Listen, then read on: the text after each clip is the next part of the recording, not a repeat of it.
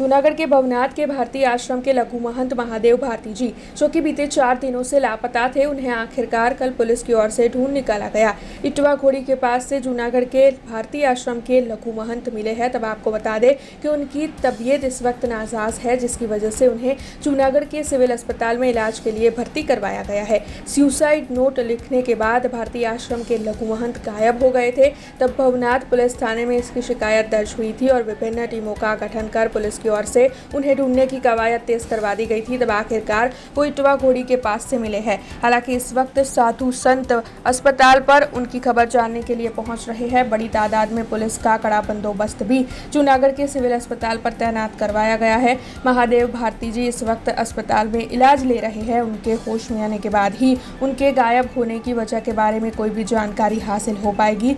तब तक सिर्फ कयास लगाए जा सकते हैं। हालांकि इस वक्त पुलिस इस मामले में सख्त निगरानी रखे हुए है। तब इस पूरे मामले को लेकर जूनागढ़ की एक महिला पुलिस अधिकारी ने प्रतिक्रिया देते हुए क्या कहा है, आइए आपको सुनाते हैं। मारा शिष्य महादेव भारती 4-5 દિવસથી આશ્રમ છોડીને જતા રહ્યા હતા, તો પોલીસ તંત્રએ એટલી બધી મહેનત કરી અને એની જંગલમાંથી આજે પાછા મળી આવ્યા છે, તો હું તંત્રનો પોલીસ તંત્રનો ખૂબ ખૂબ આભાર માનું છું અને કે તંત્રએ એવી એની પાછળ મહેનત કરી છે, જહેમત ઉઠાવી અને મારું જે કાર્ય હતું એ સિદ્ધ કરી દીધું। મહાદેવ ભારતીને પાછા લઈ આવ્યા અને એની તબિયત અત્યારે થોડીક નાજુક છે, તો હોસ્પિટલમાં છે અને હોસ્પિટલમાંથી સારવાર આપ્યા પછી કાલે સાંજે રજા આપશે એવું ડૉક્ટરે મને કીધું છે।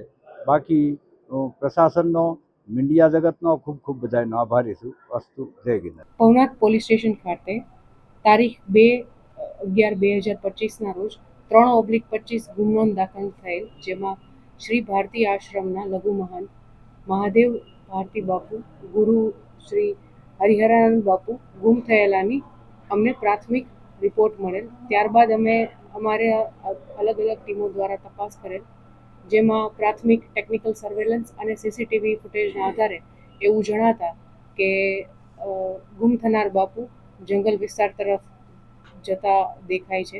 ત્યારબાદ અમે ડોગ સ્ક્વોડ તથા બીજી 3 અલગ અલગ ટીમો બધી એજન્સીને સાથે રાખી અને તપાસ કરેલ, જેમાં